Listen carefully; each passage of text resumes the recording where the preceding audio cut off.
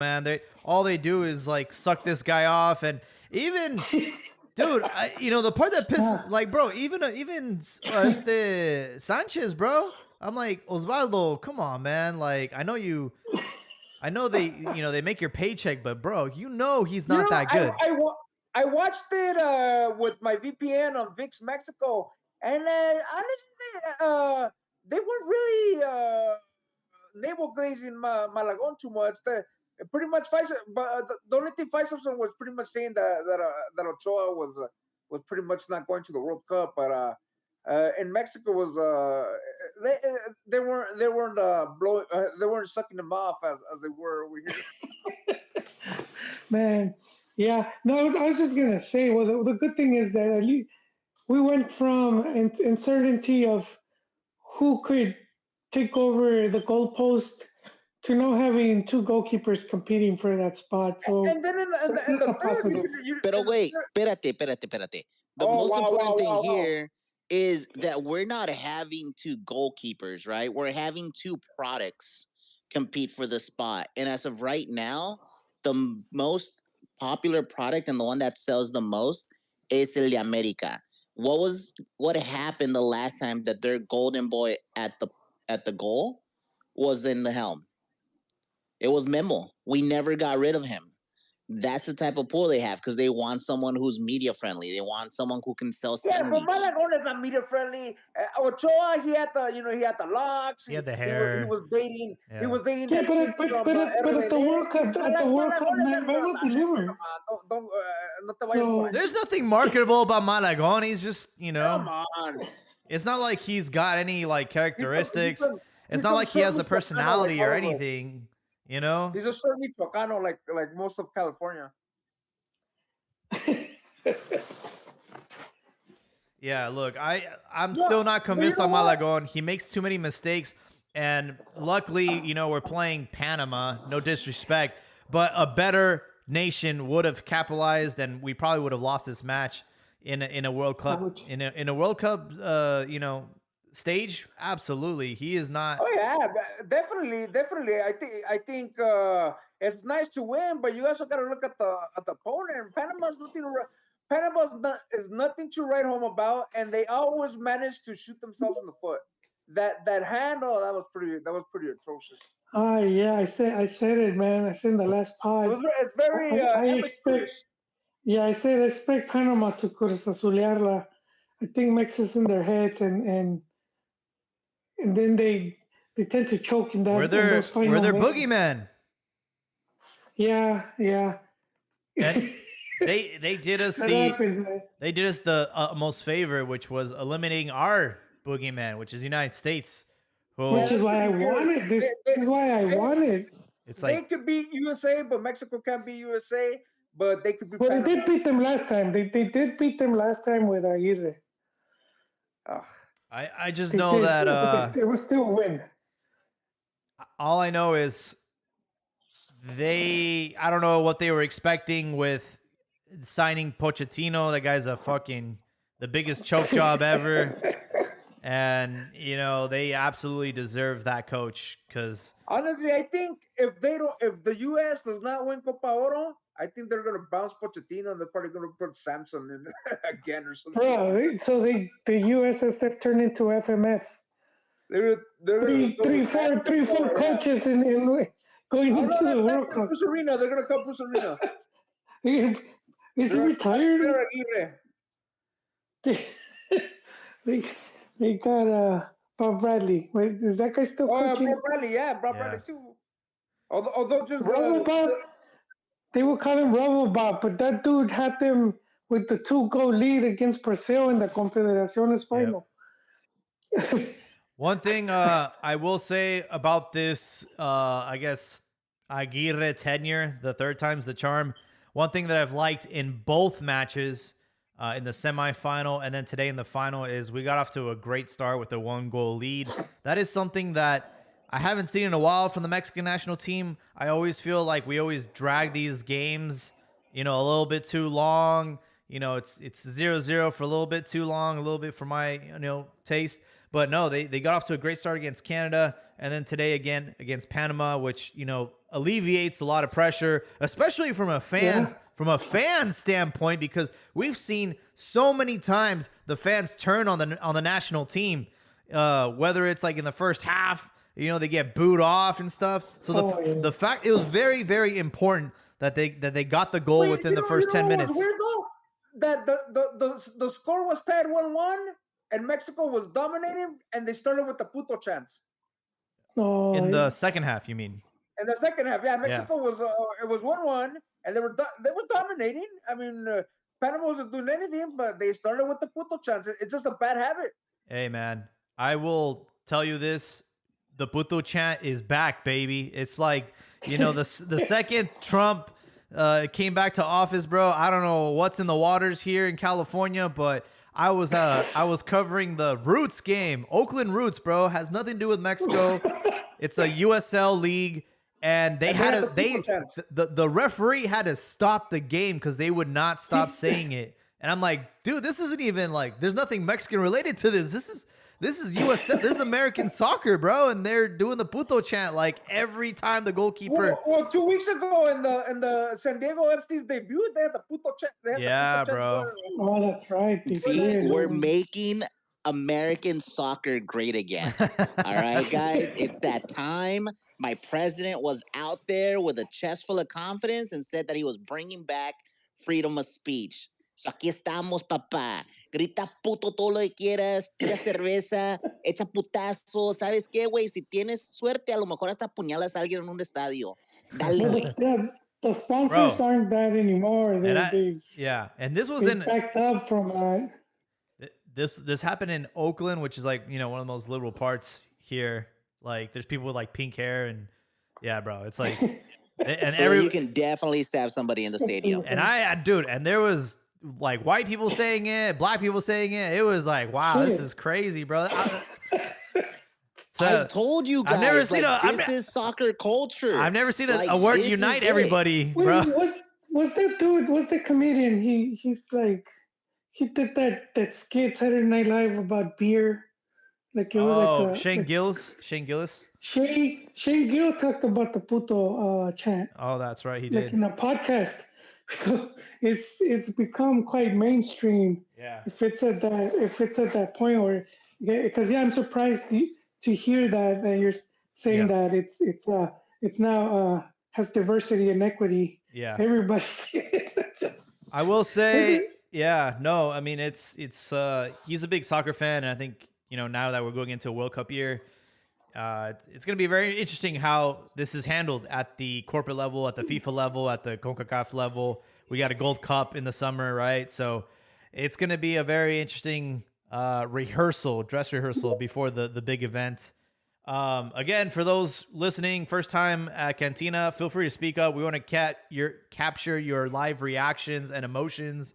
Right now, I want to ask the burning question, and maybe Rifalo can answer this. Is U.S. soccer at its darkest point? Because they got bounced. They got bounced by Panama and then Canada today. It doesn't seem like this team full of talent is able to get their shit together. Hey, good evening, everyone. How's everyone doing? What's up, Rick? Good to see you all. So I'm not sure why you called on me to answer on behalf of U.S. soccer. I've been a diehard fan of El Tri since I was 8 years old. Long time now. What do I have to do with U.S. soccer? No, I mean, I just want to know. I just wanted to see what you've heard or what you've, I don't have social media right now, bro. So And also because it's mainly because Rizrev's on the tactics side, and he's very observant on those details. Yeah, stop glazing him. It's because he's our Latinx. All right, he keeps his ears to the streets. All right, he knows what's happening with the gringos out there. So with my peripheral vision, the gringos are more upset about no fans in the stands than how the team actually played. And their big excuse is, how come they program these games during March Madness and shit like that. I heard that. During March Madness, que están pendejos son. You know what? It just seems so lazy to me that they would have 4 games in the same venue. Like, there's so many Well, stadiums. from logistics, I like that, bro. I enjoy that. The truth, everybody knows Mexico is the only fucking team that draws fans. Yeah. Look at True. look at the whole cities But from. it is true, but let's not forget that they had poor attendance There's in their context last to that. games. No, We've So already it spoken was on this. If yeah, this was in so- Columbus, Ohio, it'd be a Yeah. different story. Mexico. It doesn't matter if Mexico is sucking. Look at the no, but Mexico did draw no attendance their last like first 2 series to games. the Final Fours. The first one You know, was if this Denver. game was in The second Seattle, one was Vegas, and it then would have been Dallas full. and LA. They're banking on Mexico. They don't give a Seattle fuck about the US. full for who though? For For the UFC, US. yeah, yeah. I don't think When? so. When? Yeah, think so. I do. Columbus, Seattle, I do. No, yeah, But it the should be numbers go full, on. guys. For a Those third numbers third- are hard as shit. for I a would say third the place first game- match? I don't think so. No, for the game against Panama, the first game it would have. I It was will. like their first big Yeah, they- game under Pochettino. I will. You Yeah. know, a lot of Maybe- expectations. CONCACAF cares about that Mexican gate. They don't give a fuck about having the games in fucking Seattle. They're Yes, just but now we can't ignore the last 2 games roll had up. poor attendance. But they did have poor attendance, so I wouldn't be surprised if that was a concern if Mexico continued to not draw. You know, because But the thing was, Mexico was in a slump. It was understandable. I know. If I Mexico know. was playing good and they were fucking filling up the stadium, then yeah, but they were fucking. It was understandable. It was a slump. Now you know Aguirre has some has Hey, flowing again. But So. you know what? I grew up going to the drive-in double features, cartoons in the middle, so I don't mind going to go see 2 games. Yeah. They I used will- to do that in yeah. Coliseum back in the day. I'll say So, from yeah, grindhouse style. Like, the Copa, I remember in the Copa Oro '96 it was Guatemala versus USA, then Mexico and Brazil in the final. Yeah. Yeah, see, From hey Rifalo, to answer your question, from a logistics standpoint, it just makes it a lot easier for all the teams and the media to not have to bounce from hotel or airport to airport. Like it's only 4 games, right? So yeah. But then, like, you leave money on the table. Like, if you had this game sold out in Columbus or in Seattle or on the East Coast somewhere, like, could have made more money. I don't It think could so. have. No, but It, you're it, asking too it could much have helped of- them win the you're game. asking They too sold much from 68,000 CONCACAF. tickets today. No, I mean, You're what asking too much from CONCACAF. Come what on. more do you want? You know, I think that nobody was going to show up to that third place match, whether it was Mexico or nobody was going to. When Mexico lost the Nations League semi the other year, was it last year or the year before when it was in Vegas? I think nobody showed up to that third place match. That shit was empty. And to begin with, this is a piece of shit tournament that shouldn't exist. You have Facts. you have 2 fucking gold cups. It's not like in Yeah. Europe where no, you have 2 fucking gold That's cups. true. This fucking Eliminate tournament- one Gold Cup, man. It's been fucking 3 fucking years in a row with this fucking piece of shit tournament. Yeah. It has no fucking reason to exist, other than fucking fill fucking the coffers with cash. I'll tell you why it exists. But I won't condone it. It shouldn't exist. But it exists because of DEI. This is an effort to provide equity through Yes. the region at the expense Yes. of Mexico, and so we're bringing up the whole region by doing Yeah. this, and it's at our expense. No, And- normally I'm against Ah, that, but puta I madre, agree with güey. it. El presidente dijo que esta chingadera se iba a terminar. ¿Cuándo, güey? Por eso voté por It's ese CONCACAF, cabrón. like- No, but it is important because you're seeing the growth of these teams as like Panama. Like, you know, they're right now, they're one of the best teams in the region. And it's I'd rather have competitive teams than no teams at all. Look, So, Panama has stepped up, but Honduras and fucking Yeah. Honduras and Guatemala and even Costa Rica. that Well, fucking what- stepped back. yeah, Costa Rica to me is the big disappointment because they didn't know how to like get off of their 2014 success. They just like I don't know what happened in the federation, and they just came crumbling down. Guate was a lot of corruption, and I think they've been slowly working on it. I know they just built like a facility. They got Mitena right there, and I'm rooting for him because I want more Mexi coaches at the World Cup. And then I think the Saudis are gonna give them maybe 10, 15 years, but I think they're gonna come up Who, the eventually. Salvadorians? Yeah, because Tied with fucking Puerto Rico 1-1 at home. Come on. I Dude, know, you know- but give it time. Give it time. Nah. Because their federation was very corrupt. I But don't know. You can't well, go look crazy at looking for USL well, players. because of everything that was going on in that Dude. country with crime and everything, The only they way flipped it over. the only way Saudi becomes a powerhouse is if they start naturalizing players. No, I never said no. Powerhouse, no way. No, just They've already just done that. competitive. Just That's like competitive, half the man. squad. Yeah, that's what I'm Yeah, but I'm saying. not saying I'm not saying powerhouse. Just become competitive where they're qualifying to these tournaments, or they're getting they're making runs or getting a surprise win here and there. That's what I mean. But I do expect them to become competitive again. They lost to fucking Qatar at the Gold Cup. Come on. Would you guys say that Who's that Panama based on? is Panama the best Central American team right now? Yes, definitely, man. They're I think we pretty have to much give them their flowers. Colombia. They fell on their face today, man. That was pretty Yeah. embarrassing. Well, it was Mex, bro. It was Mex, and their Mex is their coco, man. They're not ready for prime time. But let me give them some flowers real quick. So like they've eliminated what's it called, the United States in 3 Yes. consecutive tournaments, which is something we've never been able to do. And I looked it up, and the most we've ever done is 2.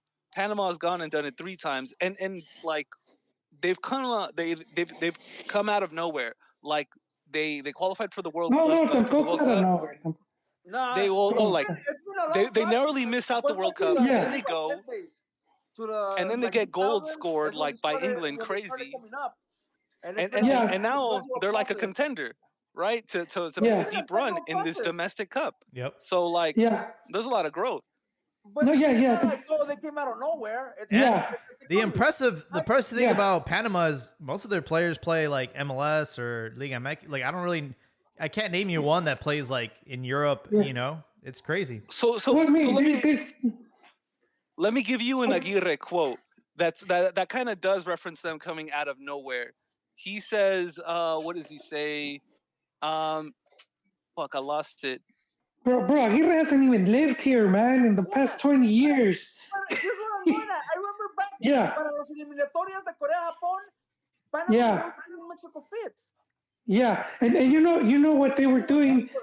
One thing that they started doing was sending players to Colombia and bringing in Colombian coaches and trainers. So they were working at it. They've been working at it for years, setting up the foundations of what they are now. Yeah, So I remember that whole sending players to Colombia, second, third division, doesn't matter. But now they're playing at a competitive level as opposed to just in their semi-pro amateur type league. They're getting more competitive, and we were bringing in good coaches, and they were pretty much Colombia at one point. Panama was pretty much part of Colombia. Remember that 2005 team that made it to the final?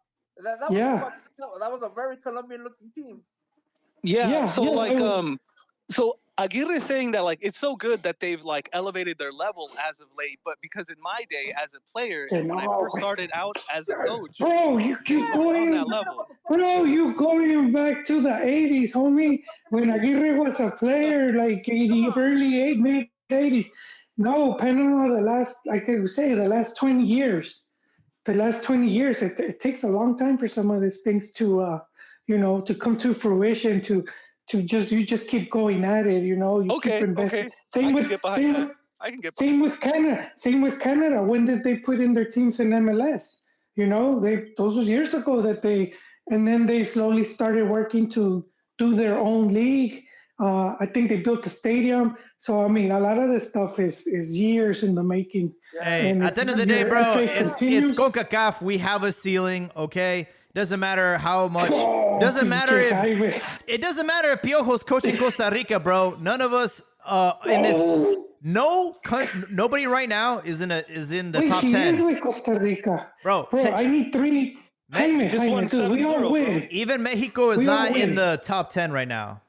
No, man. Look, you know what I want in the We're World probably Cup? in the top 15 in the world right now, but dude, give CONCACAF their best team. Like we can get every best player from every position. We're not beating like a top 10 nation right now, Hey, bro. but right now, I want to see Aguirre, Piojo, and Tena at the World Cup coaching. Just give me that. I'll be happy. Yeah, dude. Well, I don't care how they do. We need 3. We need that representation, man. real So quick. USA is the best. USA is the best team in the ranking at number 16. Mexico's at 19. Exactly, bro. And the next CONCACAF Did you team guys is not watch Canada the at 21. fucking the European Nations League, bro? We're fucking cooked, dog.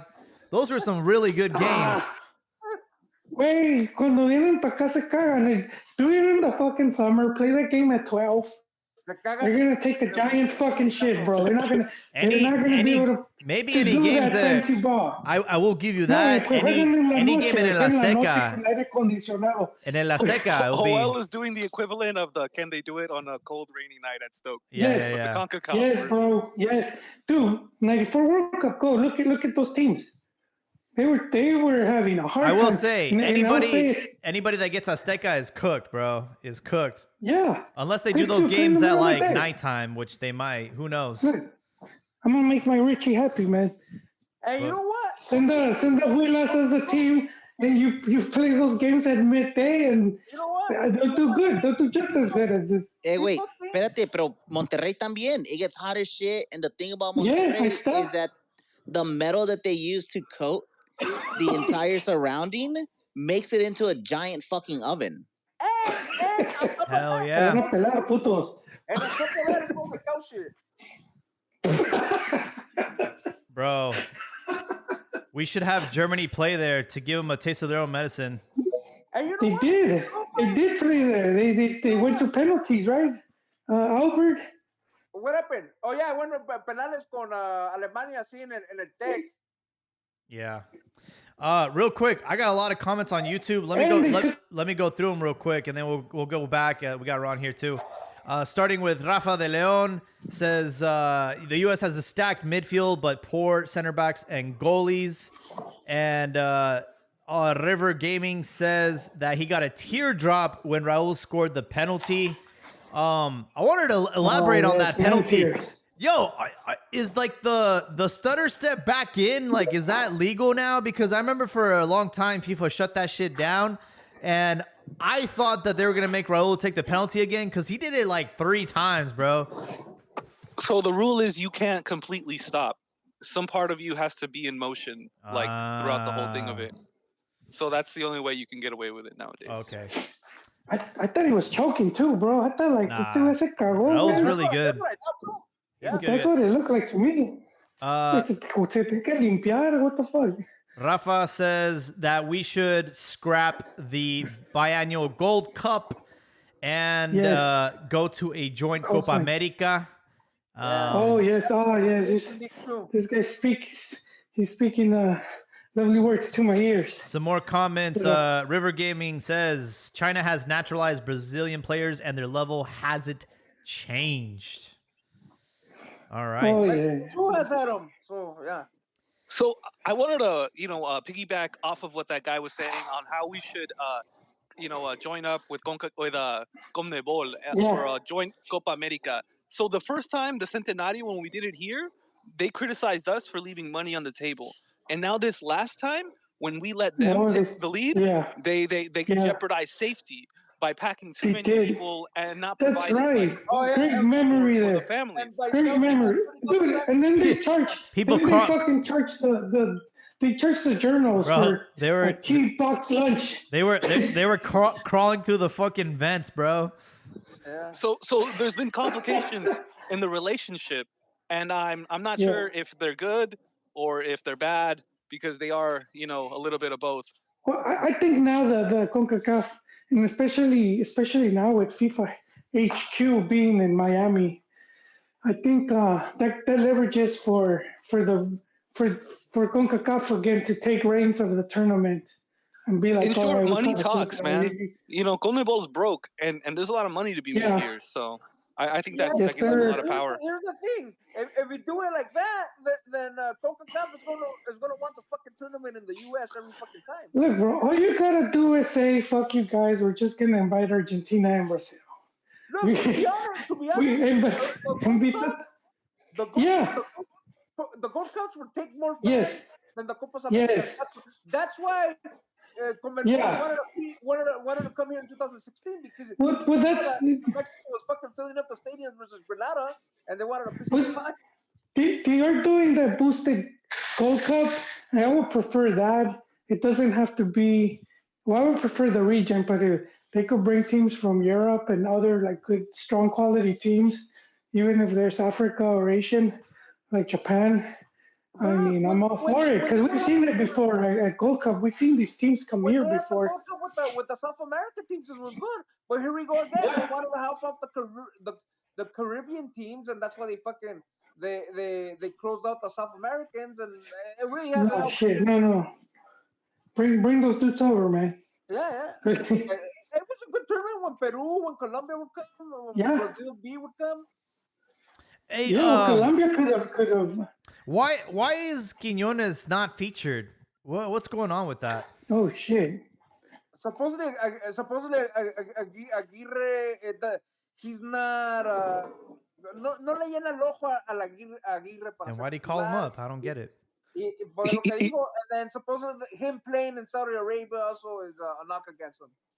You know, in the press conference, he stated that he prefers him centrally as a second striker, like he did under Furch and Henry Martin, as opposed to out on the wings. And he's just beneath Santi and in the pecking order. And then, when we subbed on Orbelin tonight, Yeah. it was more so just to close the game out and give Orbelin some minutes. Yep. You know, I feel bad for Efrain. He didn't get any minutes this whole tournament. They called Yeah. him up for nothing. Yeah, I would have liked Well, to at see least he called him up. Quinones because of the form he's in over in Saudi Arabia, and I wanted to see if that translated to the big stage. And I think they could have introduced him to the game, especially like in the second half. Alexis Vega did absolutely nothing the whole game, and also Santi didn't really do much tonight. So I don't know, man. I would have Hey, liked you to know see other players featured. You know who's an unheralded player in these two games? El Piojo Alvarado. He was doing a lot of dirty work on the right side. Yeah. He was well coordinated. With He Reyes. provided the assist for the first goal for He was well Jimenez's coordinated first with goal Reyes tonight. And he's doing on the defensive left. work. He's doing things that he Yeah, doesn't do yeah. at Chivas. I'm like, yo, how do we get you to Yeah. do that I at was like, who the Chivas? fuck is this guy? Sí, güey, pero in the second half, estaba jugando lo pendejo. Like, he was losing balls. He wasn't playing right. Like, he was definitely someone who had to have been swapped out Yeah. fairly early on. This I match think left a overall lot he to be did good. desired. Overall, he did good. Lackluster. Like, if anything, honestly, it really just showed the difference between a subpar player and elite players, right? Yeah. And unfortunately, Piojo is just cool, man. You play for Chivas. You play in La Liga MX. Like, there's a ceiling to I what think you're he had- doing. I think he had a He had a good I'd give him a platform. 6.5 out of 10 today. I think he didn't have as bad of a I'll give him game. an 8. I'll give him an 8. And that's being generous. I don't think it's as I bad as you mean- guys are chalking it up to be. He had an assist. I mean, he had a good game. If you have an And he, assist, and that's he a good did game, lot you of ask me. fucking dirty work on the right side. Come on, he did a lot of that dirty work. He coordinated well with Reyes in the coverages. Yeah, And how often was he losing the ball? And it wasn't because he was being challenged for it. It's because he was dribbling it too far ahead of himself. Fucking rookie mistakes. So him looking bad towards the end when he was gassed is more the fault of Aguirre for not subbing him out. So like I wouldn't fault him too much towards the end of his time in the game. Yeah. Ya, absolutely. güey, mámasela. No, I don't know what you're seeing, bro, but I thought he had a decent game. I will say our midfield, leaves a lot to be desired. It was very defensive, and I feel like we had to force everything kind of like through the wings, like always, and there wasn't much like creation being done through the middle. And it's kind of weird to see Luis Chavez on the bench. What's interesting to me is how we started these last two games. So like out the gate is immediate pressure. We're trying to drown them in their half, and it's worked out for us. This is where the early goals come from, right? Mhm. Us winning possession up the field, and then making the most of these moments. But the drawback is that when the opposition pushes up the field, like we are like we don't really have like the numbers in the midfield, so they can overrun us. And so that's why we see Mexico doing a lot of long balls throughout the game, just to reset and then try to pressure again in the opposition's half. So it's like interesting. It worked, but it has drawbacks, right? And it isn't something that we are known for doing. So I just thought that was like an interesting and like kudos to Aguirre for like pulling it off because I didn't see it coming, come 2 weeks ago. I was surprised how many times I saw Johan Vasquez involved in the attack. I'm like, bro, you're a fucking center back. Like, what are you doing up here? But I mean, he could do that against fucking Panama. But once he plays with the big boys, I don't. It's gonna be a different ball game. Absolutely. Again, for those new to Cantina, feel free to speak up. We're going to get your reactions. Ron, you've been waiting a while. How'd you see the match? Did you enjoy it? Any feedback? No, I thought it was a shit game. Hey, man. Hey, it was a shit game. It was a shit game. It was a shit. I mean, hey, you won. That's great. But it was a shit game. And Come on. two of the things, like, I'm glad you take the goals when you can, right? So that's not the issue here. But what I don't like is when teams score early and then all of a sudden they start playing for the result. And I think they did that in both games. And the thing is, and that's fine, because if you score the goal, like the saying goes in Spanish, el gol es el táctico, right? That's what's going to change the dynamics, the tactics, and everything. But if you're going to concede, and I've said this a million times, if you're going to concede possession because now you have the goal and you want to concede possession, so the opponent can come into you, can basically start playing, pressing you and leaving the back, go for it.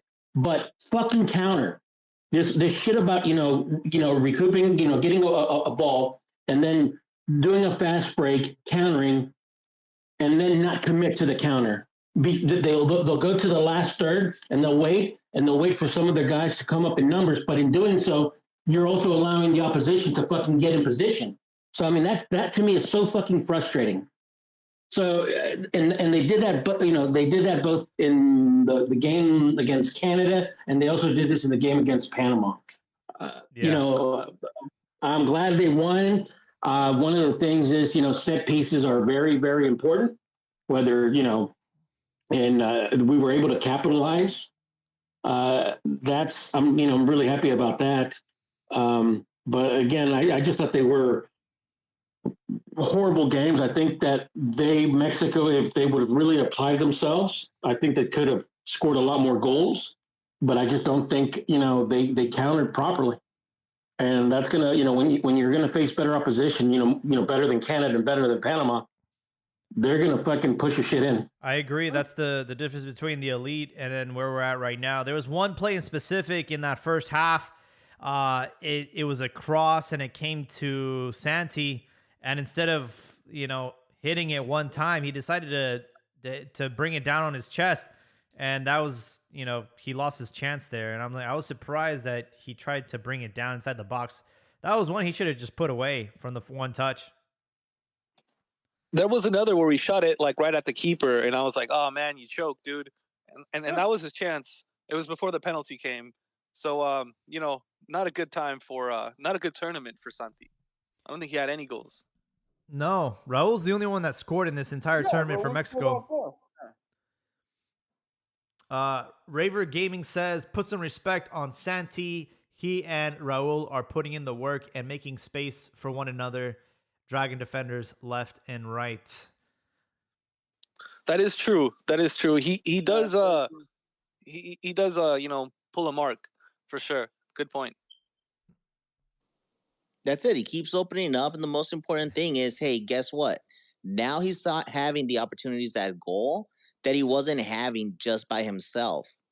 And if anything, it proved to Aguirre that, hey, he can play as a second striker, right? So the thing is that a striker is defined by his goals. What we're praising right now is a happy byproduct. It's the side. It's the meat. It's not the meat or the potatoes. It's the fucking vegetables, the other vegetables, man. Like it's not what he needs to be defined as a great striker. For that, he needs goals or assists, but mostly goals. And he didn't do any of that. Santi's a great false nine. That's what I've always praised him for his ability to draw the mark, his ability to feed the pass, thread the needle. Doing Raul those is things. a great false nine. Santi is to be seen. You know what? It's to be determined. In these 2 games, Santi did a lot of the work that Juan Carlos Cacho would do, especially like Copa America with Neri. He would do jalar marcas and he would do all that stuff. Obviously, you want Santi to score, but I think Santi did an acceptable job. Gentlemen, buenas noches. Hey, Elbow, how you doing? Buenas. Doing good, man. Good, they're doing good. Just making my Well, that's appearance all. here since I'm the most forgettable one on this podcast. But no, I didn't like Ron. I didn't think it was the best performance of the Mexican national team in these last couple of games. I will give Aguirre credit for this, and I don't know if Ron or Joel can correct me on this, but it's been a while since Mexico played in a 4-4-2, and so I want to give Aguirre credit for trying something different. I do think that Raul and Santi did pull marcas for each other. I mean, that said, I honestly think that Aguirre may have put Santi out there with Jimenez to in a sense, to be out there on the field with somebody who knows how to play that position, somebody who knows how to work. Raul, dude, after all these years of him trying to get back into form, man, the guy's a beast. And what better way to teach a younger player that you sort of look at as the future? What better way to help him improve than to put him out there with Raul? And if he doesn't improve, the next man up, man. That's really how it goes. But I did want to give some credit to Aguirre for giving something else a try, moving away from what we've been doing for a while, which is 4-3-3. But yeah, I don't know, guys. Was it Hugo the last person who did 4-4-2?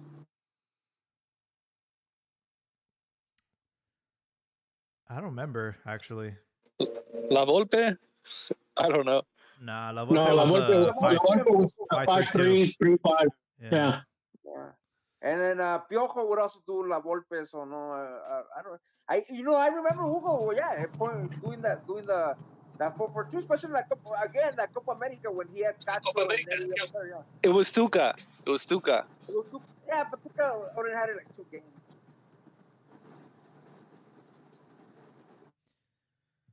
For sure. Hey, so where do we go from here? You know, we won the Nations League finally. It was a trophy that eluded us for a long time. We choked a couple times.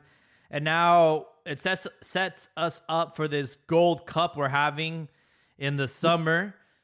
You know, are we back on track? Is Mexico the shit again? Like, are we excited about this World Cup No. now, or is this? No, we're not the shit. Right now, what we do want to get to that Gold Cup. The last time Aguirre had the national team, it was at the Gold Cup where he was able to finally find the guys that were going to be his main group of people. It was that 2009 Gold Cup.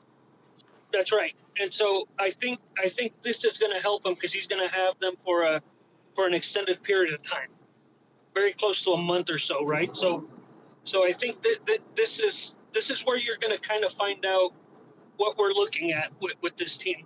Right now, I still think it's a work in progress. I agree. I think in the region, though, Mex has reclaimed the title in the region, though. But I think when we see how high Mex has set the bar, they're not where they can be or as good as they've shown to be. So, but regionally, yeah, man, they beat the 3 teams that were, the ones making a claim for the throne, and they just pimp slapped all 3 of them. Sit your ass back down, I think And right now with Aguirre, Mexico's respectable again. They're not the shit. a huevo, You know what? It's I don't think it's a team that's gonna get run Yeah. over. yeah, goles o putazos, güey. No more. Yeah, it's a scrappy You team. just- Right. Like those teams, Aguirre's teams in Spain, they're not good, but they're fucking putazos and they're scrappy. Like, what I will say is, you know, it doesn't matter how ugly the victory is. Doesn't matter that it was a stupid boneheaded, you know, handball that gave us the victory. The important thing is that we win. It's a culture of winning. You know, a lot of these players, this yeah. might be their first title in Mexico. You know, so it's like reinforcing that idea that, you know, we are the kings of CONCACAF and taking that momentum into the summer. Well, yeah, you're saying that for Santi it will be the second one, you know, the Gold Cup, and now this one. So yeah, you're beginning to add that, like you said, that culture, and also gives you that confidence. You know, when he does play that Gold Cup, you know, And next summer or whenever it is, he should be feeling, you know, more saucy, man. I forgot to add the most important thing, and you get a little bit of relief from the fans and the media. You know, I feel like right now everyone can kind of relax. Well, speaking of that, Jaime, just really quick, because I was not expecting 3 Ws today. You know, you know, the first one was obviously Canada beating the U.S. and then the Mexico winning the cup, and then the third one was no.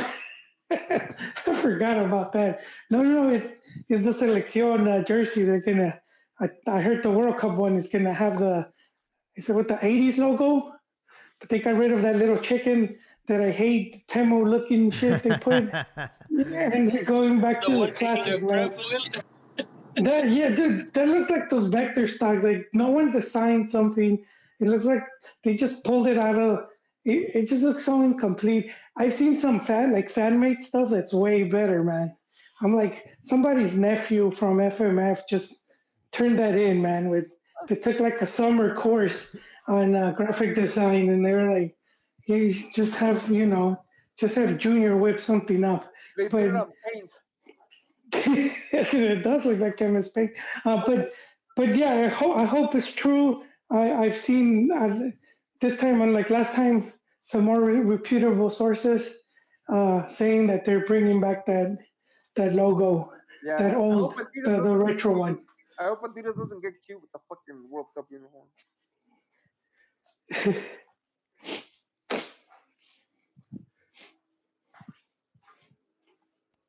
Yeah, look, you know, let these guys enjoy the moment, and we'll have the Gold Cup to fine tune things. Or I don't know. Do you think we're gonna bring our best to the Gold Cup, or is it gonna be more of like the reserves? Well, being that it's the last legit competition, And a boosted Gold Cup. for the World Cup, I'm thinking Yes. he's gonna work his A team. I mean, Yes. I don't. At least 80% of that squad. I agree with you. Qualifiers, so this is it. Yes. Well, it's expected to be a boosted one. They're expected to bring in some big names. And so that's going to be your last big test. So I do expect at least, yeah. No, what For the next one. team's already set. They didn't invite no one. I Wait, think who did it? Qatar's the only one. I know, mom is. Yeah, no. There's some people to be announced, I believe. There's still some people to be announced. We got the teams. Hold on, we got the teams. I thought they had already announced. Like Spain and all right. I was getting my ass buttered here, man. What's going on? There's not gonna be no. Saudi Arabia is invited. Yeah, it's only gonna be Saudi Arabia. Yeah. No, pues nada, mandan a la América. Yeah, no va a ser esa pinche super. No va a ser la super. Send that America Cruz Azul combo team. Haiti, El Salvador, Curacao, United States, who's hosting, Panama, Dominican Republic, Canada, who's also co-host, Mexico, Saudi Arabia, and I think there's still some other teams. What's the thing with Dominican Republic? All of a sudden they're on the scene. I don't know. Is it all man. those guys that play in Spain? I don't know. I have no idea. Dios mío. But the only thing I know is that Real Madrid legend Mariano Diaz came out of the Dominican Republic. Yeah. A lot of the guys that played in the Olympics, they play in Spain. Because there's a lot of Dominicans in Spain. So.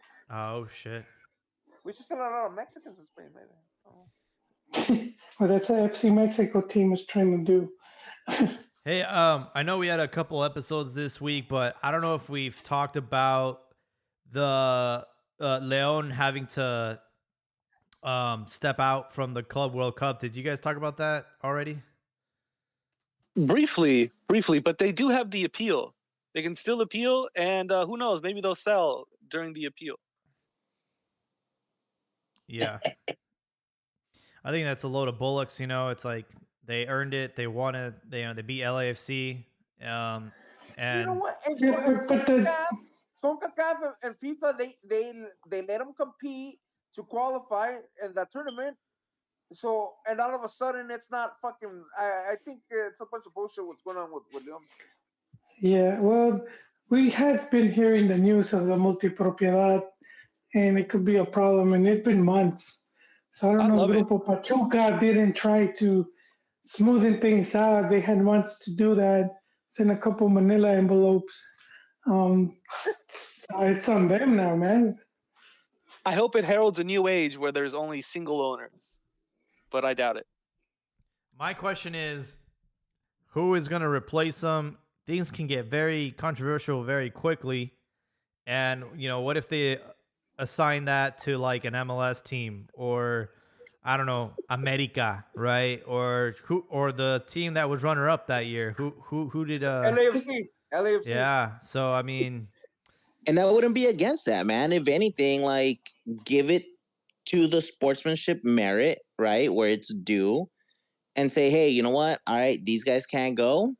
LAFC, you get to go now, right? Jolense Costa Rica wants to go because they're like they're like the best ranked non-US and non-Mexico team in CONCACAF. They're like fucking 31st or some shit like that.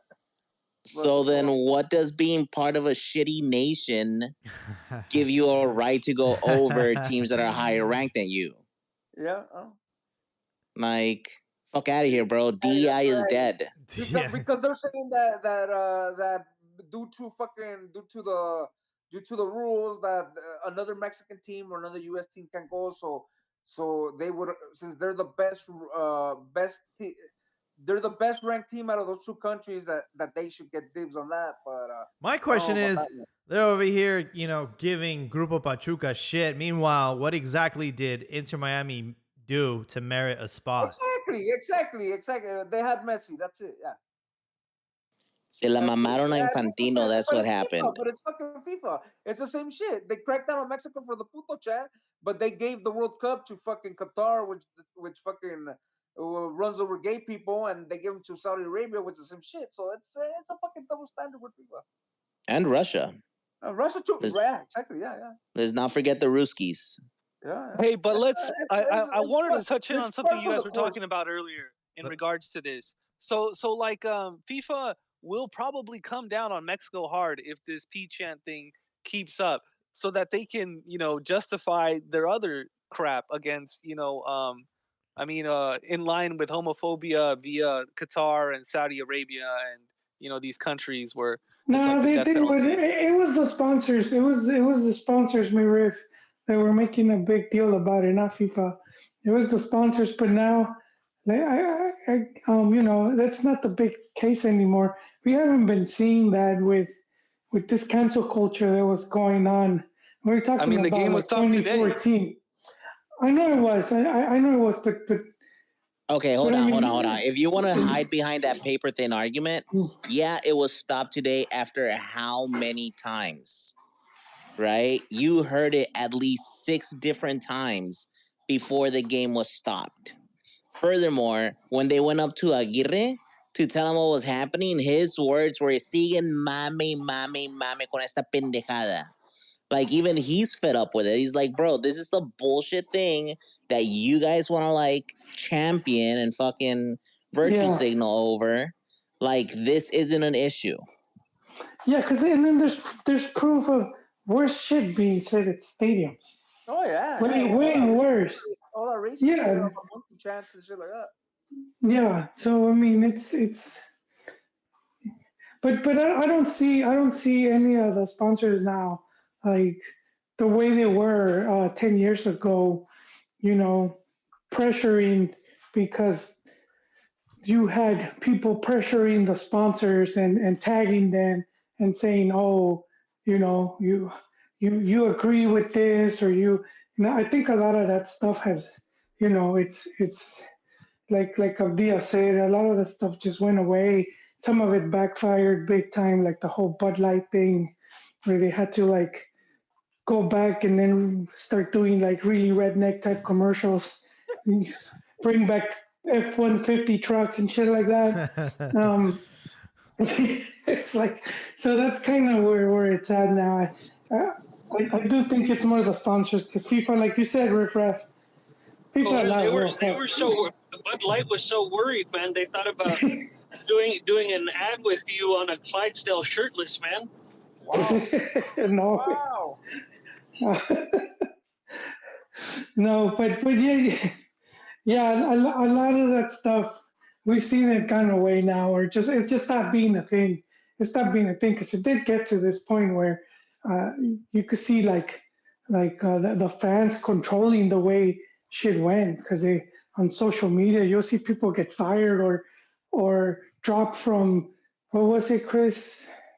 Who was that? The comedian guy was going to host the Oscars, and they pulled some joke he made from like 10 years ago, and he had to like drop off. So I don't think we've seen anything like that recently, and I don't think we're going to see it no more. Ex-Trump. Comedy's legal again. I swear, man, next time that I go to the soccer match, I'm going to have to wear my dark MAGA hat just so that people know what's going on. Oh. I have a question for y'all.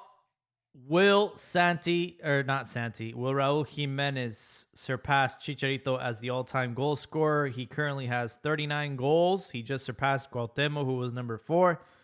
Borghetti has 46. Chicharito has 52. So he's 14 goals away. If he goes to the Gold Cup, he's going to make it really close, man.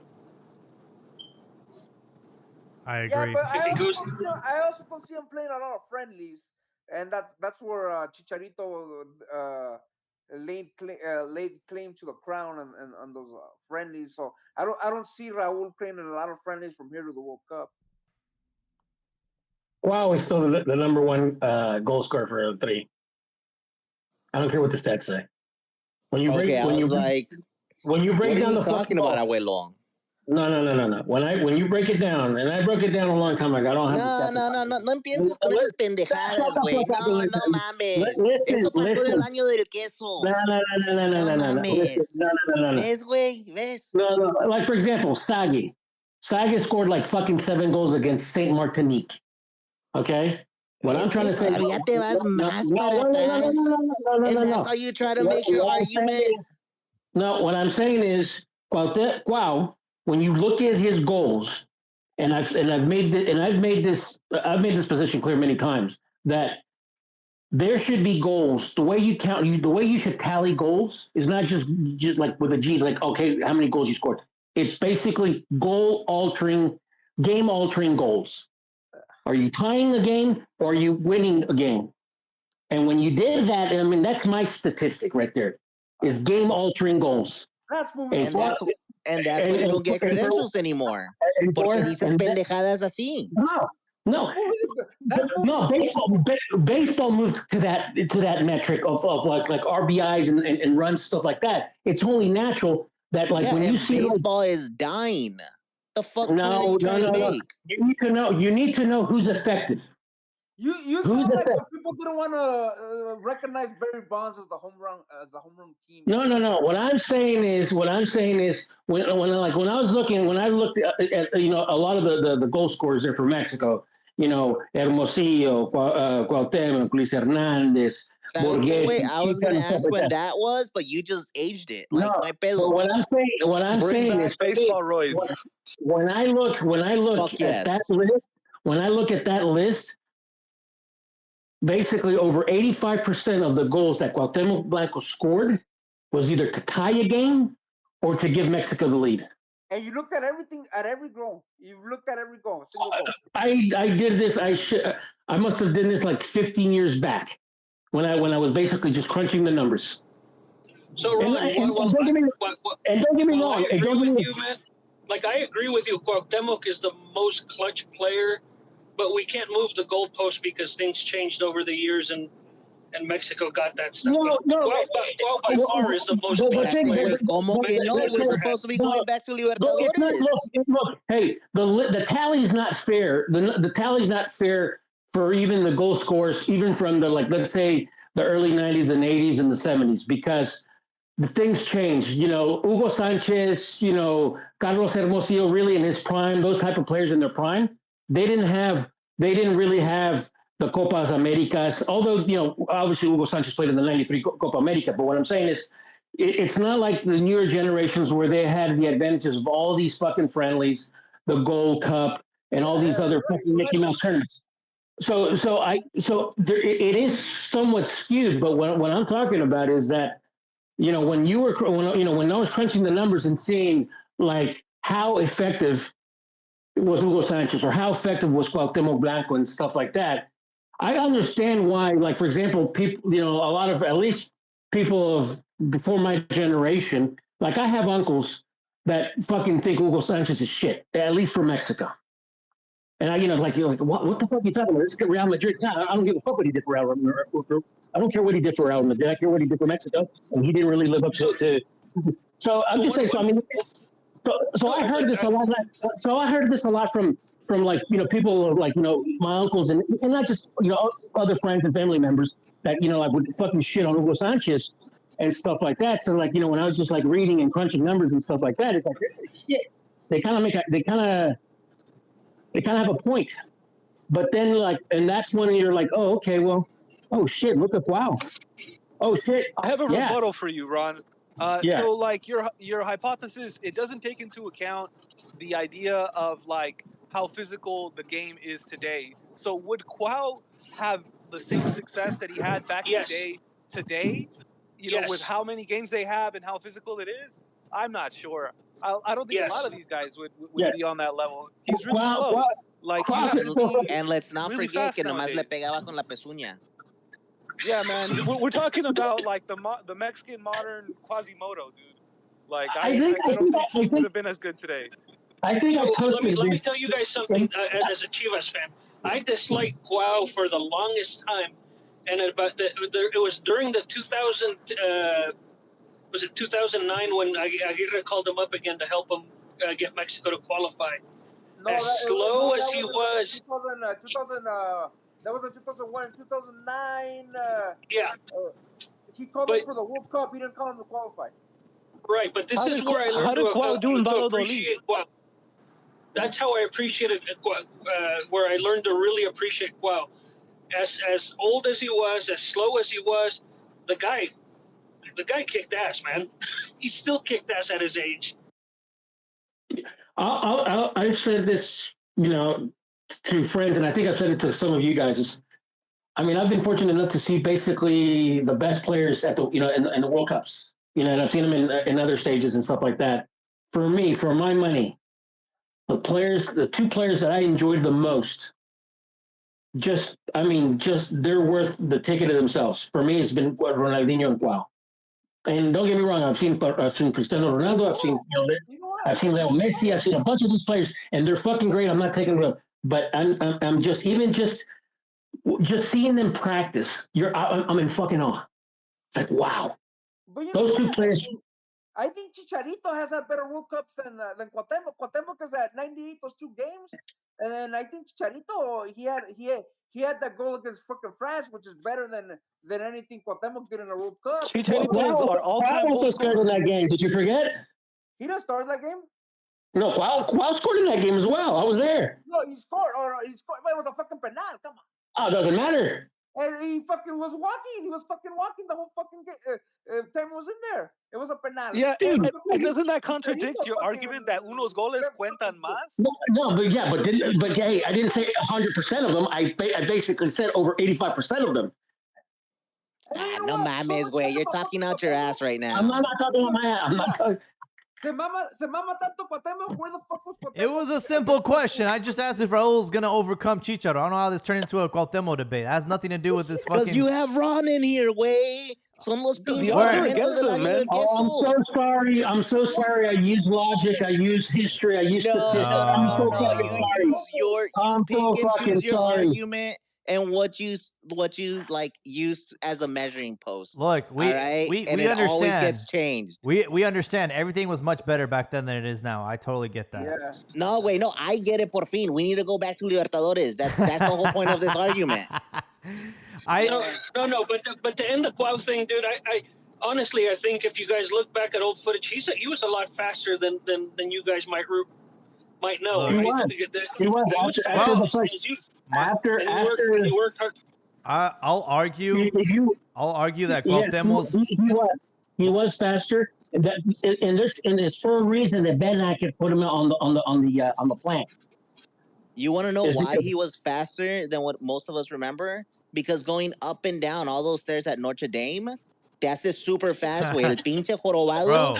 lo hacía como si nada. The one thing I'll give Cuauhtemo his flowers for, I think he scored one of the most difficult and acrobatic goals I've ever seen a Mexican player do at the World Cup, and that was the one against Belgium, bro. The fact that I don't know how the fuck he thought of doing that, but flowers to him for scoring that goal.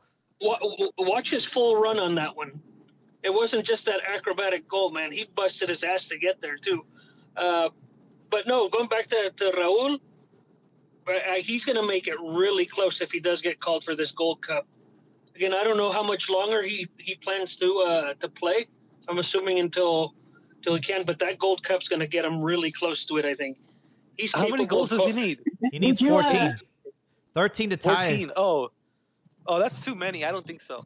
No, and the Gold He's Cup- capable of scoring 6 to 8 at the Look, Gold he Cup. scored 4 goals in 2 games, bro. I mean, and this is against, quote unquote, the best in CONCACAF. If he ends up going to this fucking Gold Cup, we're playing the Curaçaos of the world, the El Salvadors of the world, no disrespect. Bro, that dude's going to fucking definitely get close. I say They asked La Puente about this once, about Cuau, okay? About, his... Bro, we're not his- talking about Cuau anymore. Move Listen, on, wait, man. wait, Ya habíamos terminado con eso, no mames. Listen. No, Fucking A, listen. Eres bro. más terco que mi vieja, güey. No Listen. mames. Listen. So they asked him, about his faculties kind of like diminishing, and he said that his body may be slowing down a little, but his mind is faster. And I thought about that because a couple of weeks ago on my social media feed, I saw an interview with Michael Owen, and he's talking about, and I was like, what the fuck? Michael Owen was talking about how basically anybody can now play in the Premier League because they're all athletes, but they don't really have footballers anymore, like proper footballers. I'll try to find the link and I'll try to post it to you. Okay, well, thanks But for wait, nos taking vale this conversation verga. sideways. No me importa si das un puto link, no lo voy a ver, no voy a hacer ni vergas con eso. Ok, I so don't sabes que expect you to límpiate el fucking culo con educate él. yourself about the West. I don't Dude, expect you to think- educate yourself. I think Raul can score at least I want to say 7 goals in this upcoming Gold Cup. If he can score 4 in 2 games, Look, all that he needs is 2 to 3 Molotors and a Gold Cup, and he's set, man. That's it.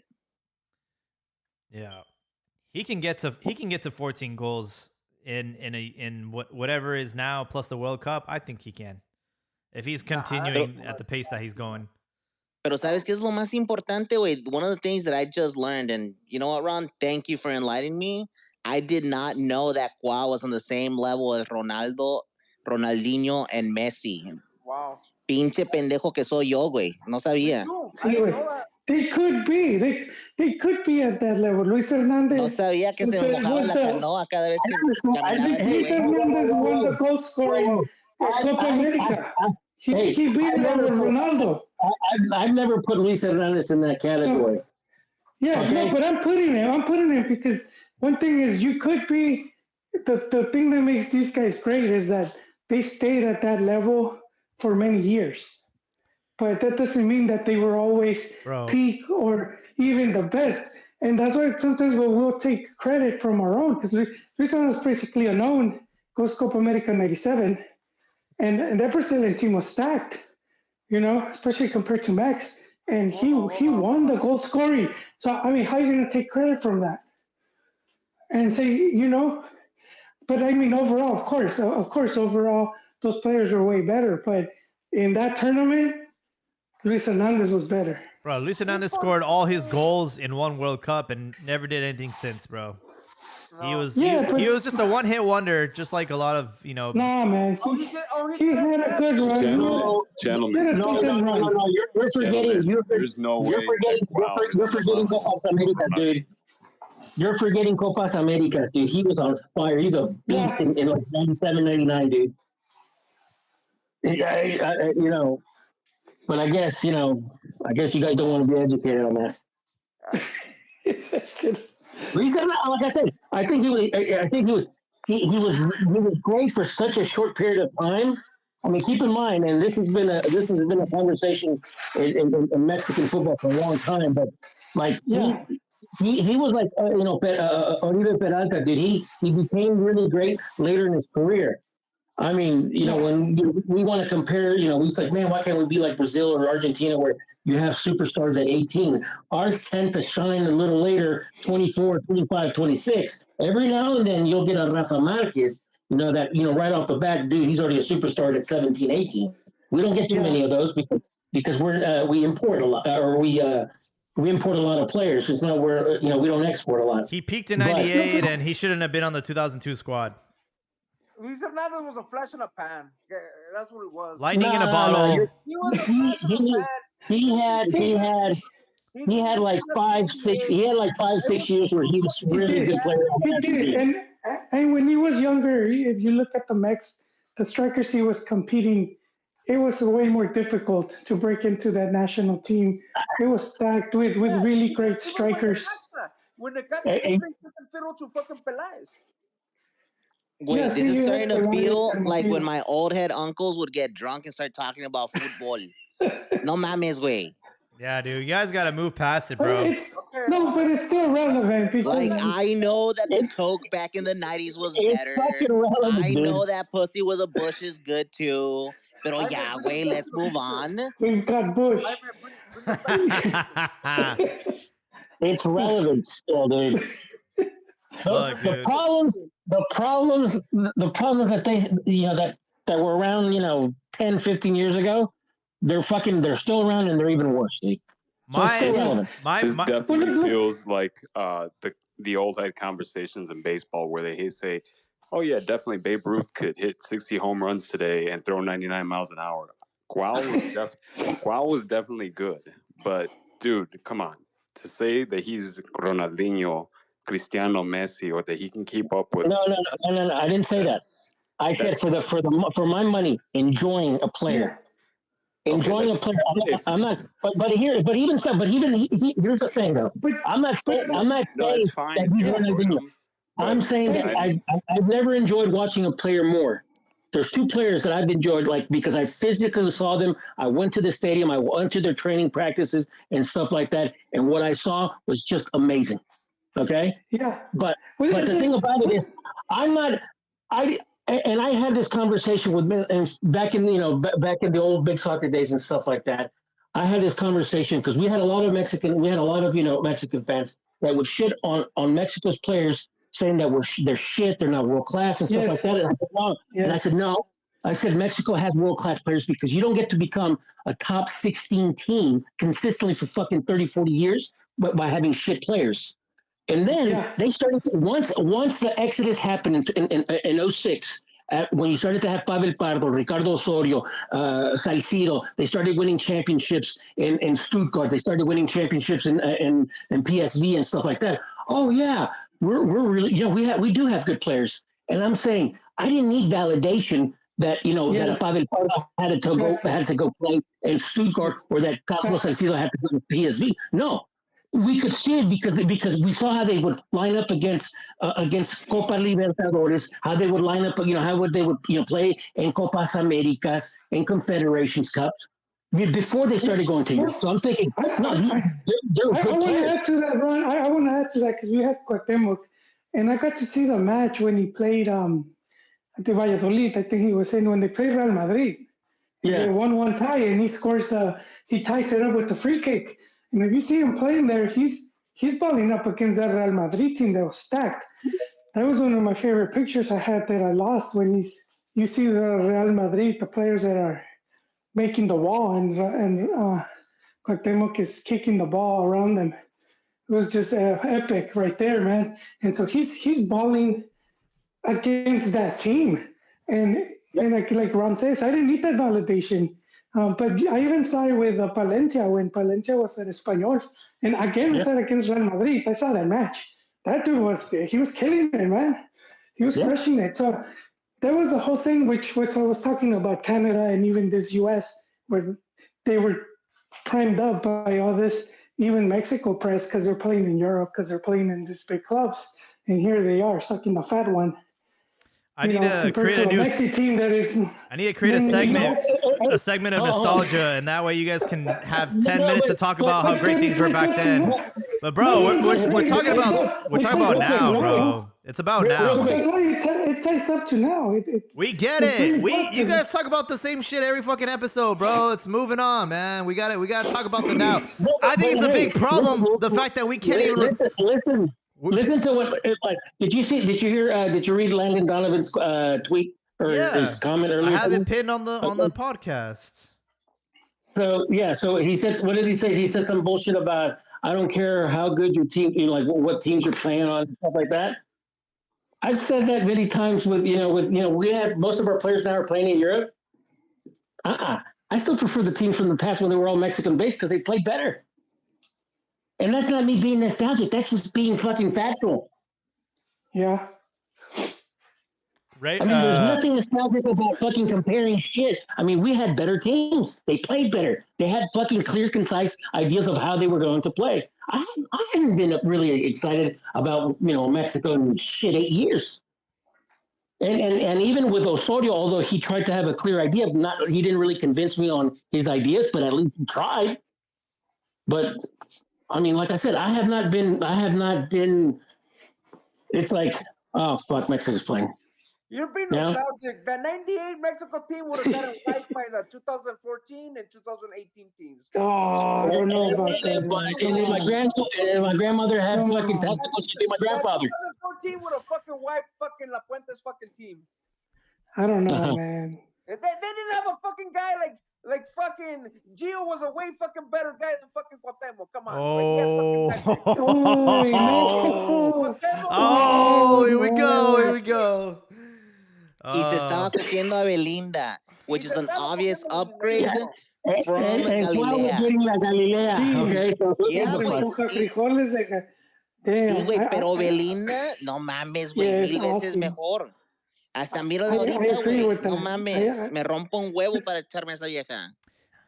Raver Gaming says the conversation right now feels like the one guy who never graduated from high school. Yo, man, we just won the Nations League. What the fuck we doing talking about shit from the 90s, bro? It's time to move on, dude.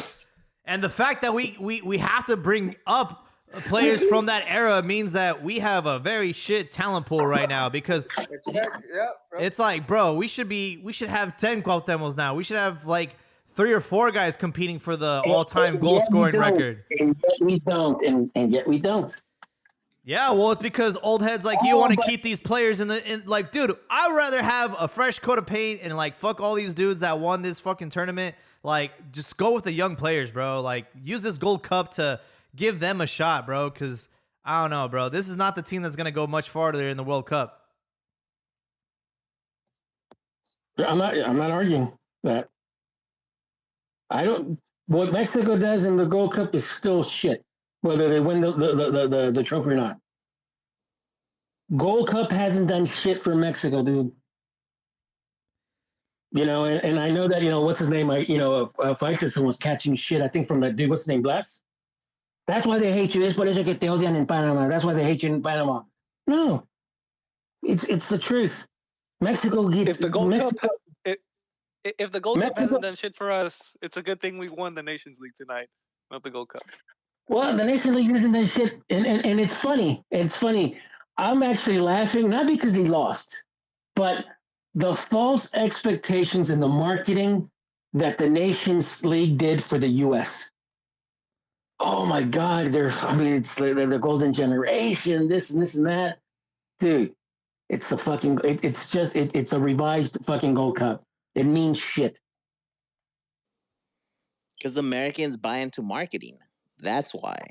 Like Oh, in Americans are Mexico, nothing more than consumers. en la Guerra Fría, or are you too young to remember that from Telemundo? No sé, güey. Tú eres el que nunca se cae el pincho hocico about it. So how's about giving me that lesson one more time? I'm just saying. The Nations League, this doesn't do shit. It doesn't change Mexico's position right now. You know what? Let me stop you there. The hype with the U.S. didn't come because of the Nation League. It came because of the guys they had playing in Europe. That's where the hype came. A lot of U.S. fans didn't give this fucking piece of shit tournament any credit.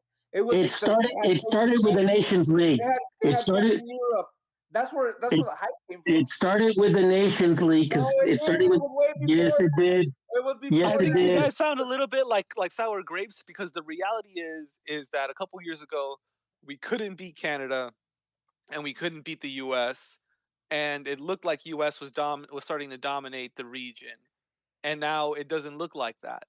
And so, like, if anything, it looks like things are going back to normal with Mexico resuming its role as El Gigante de CONCACAF. And that's just business as usual. That means nothing. More. That means nothing. El Gigante de CONCACAF. It means nothing.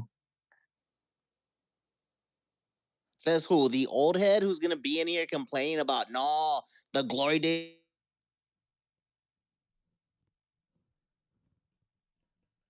Tenemos algo that we actually want something tonight.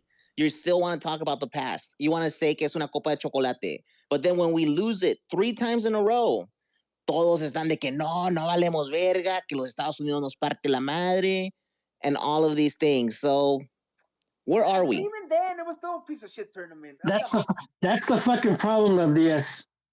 You're asking a question that I said that I've asked myself is where the fuck are we? Because winning Gold Cups or losing Gold Cups, winning fucking Nations League, CONCACAF is not is not a good barometer of how well you are. And I've been saying that, and it's not me being nostalgic. It's stating an obvious. But it's our federation, güey. So entonces, ¿qué quieres, güey? ¿Vitrinas vacías? Yeah. ¿Que no ganemos nada? ¿Eso es lo que quieres? Ese es el fútbol que quieres para nuestra nación. Because let's look at this final. Let's look at this final. Like, how did Mexico win it? Fucking because Panama shit the bed hard as fuck. Like, they didn't win it by like playing beautiful football or convincing us, right? Like, it was handed to them by this fuck up by this team that is very flawed, right? Yeah. So Ron does have a point in that sense. It's like we're the champions. It's like we're I don't want to say it, never mind. But we're the champions, but we're like no seas puto, say it in a small pond. We're a big fish in a small pond, and we do need that better competition. And so I was really banking on the Gold Cup having some special guests from South America or Europe, and I'm really surprised to hear that none are going to be featuring. But I'm not 100% convinced that they won't. Mexico and the Mexican fan, dude, they need to be like Creed in Rocky 2.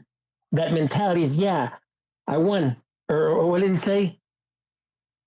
I won, but I didn't beat them. No, but so we've gone on European tours as a national team. We've competed in the last 10 years in 2 Copa Americas. You know, and there's been like 4 or 5 actually, but we've competed in 2 of them. And then what's it called? We featured in the World Cup. So like, I don't believe that we haven't had the opportunity to measure our existence against the best, to go toe to toe with the best we have. We've just fallen short, right? But so like, just to provide a rebuttal to what you were saying there. I heard Japan wants some smoke. Bro, that would be a great fucking matchup for us. Japan and Egypt are 2 of the friendlies they have lined up. We do have. I want to face Blue Lock, bro. Let's go. We do have confirmed Switzerland and Turkey. Oh, Those wow. those are confirmed to happen on the East Coast. One of them is going to be in Utah, and the other one's going to be in Chapel Hill, in North Carolina. Those have been confirmed, and then there is a rumor about Japan wanting that smoke in September. So I think Also, Egypt is on the same Egypt as well. I didn't hear about They're that saying one, that they're saying that it's because Aguirre coached both teams and he has connections. Didn't Japan get rid of him for All gambling? Supposedly, yes. all good options. Supposedly, I think they got rid of him because they didn't win the Asian Cup with yeah, both yeah. He or was the never, domestic cups with he Egypt was either. never formally charged for the betting or for the throwing games or whatever the fuck it was. But we were speaking about jerseys, man, and let's talk about that Japanese drip, dude. They have the sickest jerseys. And Who's for got the me, in bird any stealing? order, I don't know, but they came out with a Dragon Ball Z jersey a couple They years did? back. So for me, yeah, check it out. So they have it. It's Japan, Nigeria, Jamaica, and Mexico. Best jerseys in the fucking world. Come at me. I haven't seen it. I've only seen the Mexico one. I really want the player and coach issued jackets though. The burgundy ones, those are nice.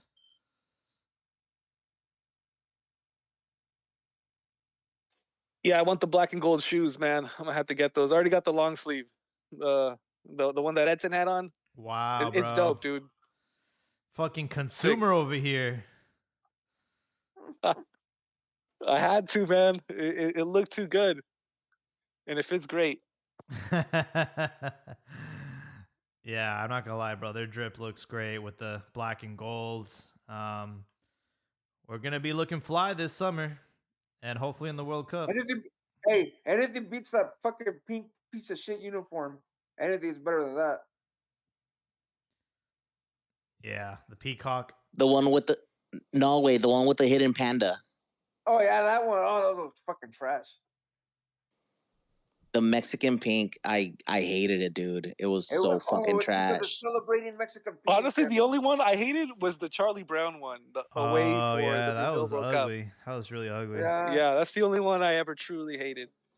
Or But like nah, man, the one in the new drip is stupid nice. That's all I want to say. It's fucking nice. we didn't even wear the away jersey in the last World Cup. We wore green all 3 games. That I would say is like very, very high up there. In fact, I would say it even competes with this black one and all of the previous ones. That bone white.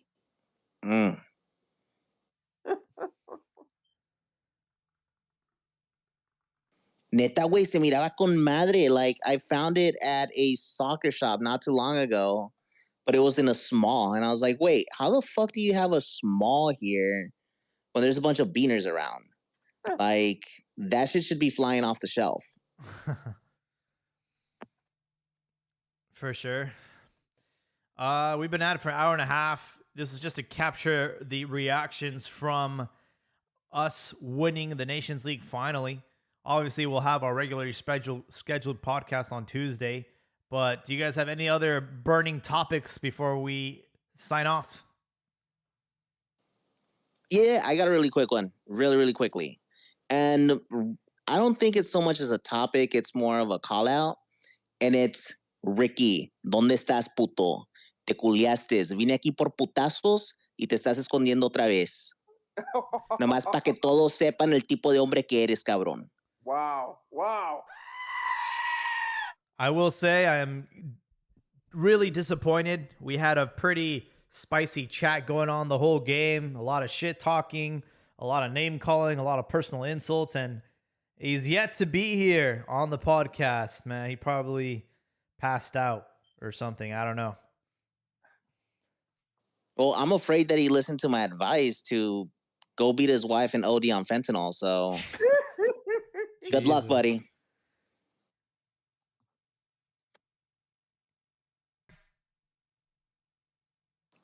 Bueno, chavos, with that being said, I'll talk to you guys the next time. And if in case I miss anything, I'll listen to some episodes from the past because I know that Ron is going to say nothing but that hasn't already been said 1,000 times.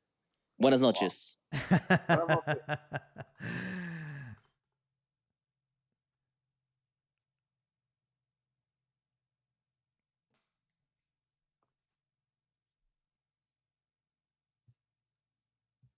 Anybody want to say anything?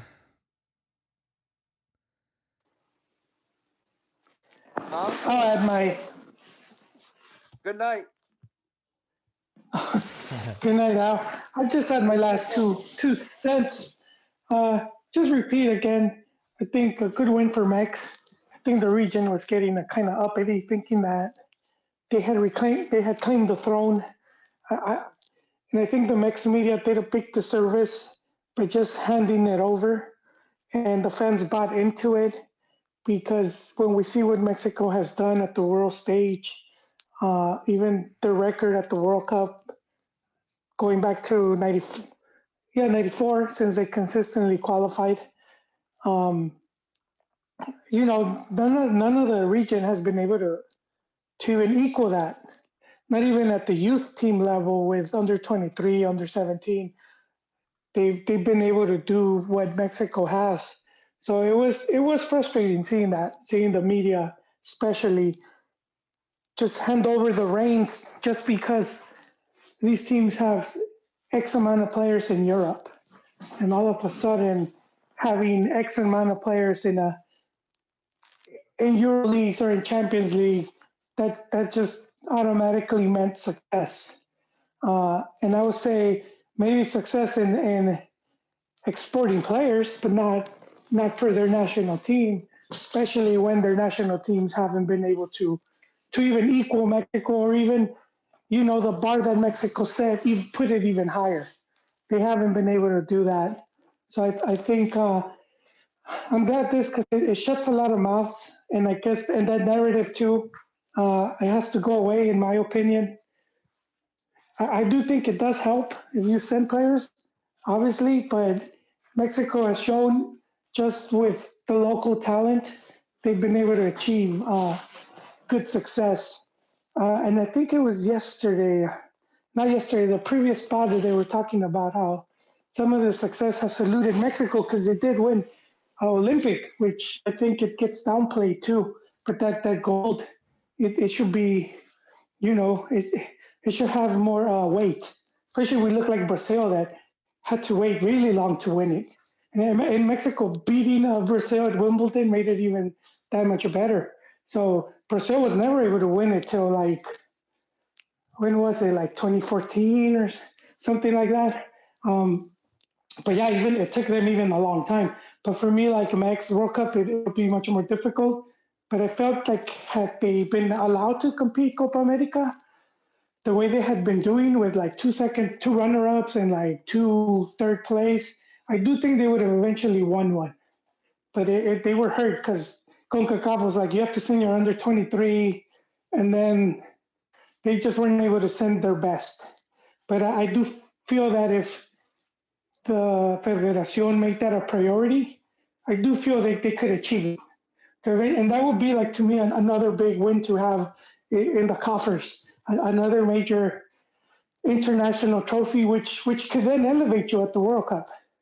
So I think Mexico's still way ahead in the region. They're still, they've been, to me, they have yet to be displays. They're the gigantes. I don't really like using that term, but they really are. None of these guys are. They've seen, but they're just standing on midgets. They're standing on the shoulders of midgets from their just successive Gold Cups, but they haven't been able to equal Mex. So I think they're in the right path again. I don't think this team is better than previous teams, but I think given how the World Cup is expanded for the 8 teams or whatever, I do see them getting that quinto partido, which then that does like set the bar higher for Mex and shows that they could get, they could aspire for more. And so then we'll see what happens from there when Rafa then takes over. And by this point, we're going to start seeing a new, a new group of players that from there, hopefully we'll see some good talent. Yes, sir. Yeah, I think you're right about that, Joel, because once you set the proper expectations, you see it. Like for example, in the under 23 program, the last three World Cups, two out of the three, Mexico has medaled, and also like the bar is also high for the under 17 program. Yeah. So once Mexico gets that damn crap out of their head about the quinto partido crap, and they set the bar higher. I'm positive, given certain changes within the league and the federation, that Mexico at the very minimum can be a constant quarterfinalist. And every now and then pushing into semis and stuff like that. But I mean, it does sometimes. It's the mindset and setting those proper expectations. Because there's a comment that Faitelson made a couple of days ago on one of the telecasts, and I wholeheartedly agree, is that Mexico has no excuses. They have everything. They're in terms of football, they're a rich nation with infrastructure, with stadiums, with the money, with they have everything to succeed. They have everything. There's no excuses, and sometimes they fall short. And I think that has to do sometimes with just the mindset, and the blame is has to be spread in players. The player in Mexico needs to be more professional, as well as the executive, the managers, also the coaches. And I'm hoping that they steer the boat, and then they start doing things right. But to add to today's game, I mean, granted, I'm happy that they won. I don't, I'm not really celebrating the Nations League, because I still think, and nothing's going to change my mind, I still think it's a shit tournament. But what it does, the only positive that I see from this is that it keeps the vultures at bay, because there's people that just want to shit on you because they just want to shit on you, and that could, that's also counterproductive. And and it allows the players and the coaches to at least hey, it allows for them to have a little breathing room. It's like, hey, we won, just lay off. Criticizes when we fucking lose, but they won, and hopefully they win the next tournament, Gold Cup. Again, I still think it's a shit tournament, but at least I guess the intention is to go to the World Cup, with not a lot of negativity. And that's really, for me, that's what I'm hopeful for, for the guys, for the team to go into the World Cup, at least with, positive results and just a good mindset. And that's my 2 cents for tonight. Yeah, I agree with you, Ron. I think the Mexican player, the most important thing for them to be thriving and to play their best football is to have an environment where they feel like there's a lot of positive vibes. There's not too much like micromanaging, and that they have the media and the fans on their side. So if this team can just, beat what they have in front of them, that, we have no choice but being in this region. And even though today's game was ugly, it's important that they won to get everyone in that positive mindset. And honestly, like, they just need someone with like good vibes. And I think, with Aguirre and Rafa, I think we might have a decent World Cup next year. And it being in our backyard is obviously going to be a huge advantage too.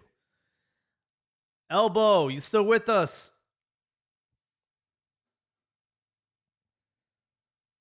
Maybe not. Hey, rubbing one out. Rifado, what you got for us, man? Yeah, I just want to summarize and take some notes. Explain some of my notes in regards to this final. So it was really interesting to see like Aguirre steer the ship in a clearly different direction, with his deviation from our usual 4-3-3 these last few years. Him utilizing 2 strikers in a 4-4-2 did a lot of great for us. It helped us convincingly beat Canada, who was very competitive these last few years, who we tied with in the qualification for the last World Cup on points, but they beat us on, I think, like I don't know, goal difference, like head to head or goal difference. So like it's great to get that monkey off our back. We were able to beat the United States in a friendly. Let's see if we can beat them competitively It's a shame we couldn't meet them in this match. But there's a lot of good things that Aguirre has done. Ideally, I want to play, 4-3-3 or a protagonist style football. But at the end of the day, it's winning that counts, right? And if Aguirre can do that, by any means, then I'm going to get behind it because we're desperate for that, right? It's been a dire times since, the Tata era, and even before with Juan Carlos Osorio being embarrassed by Chile, et cetera, et cetera.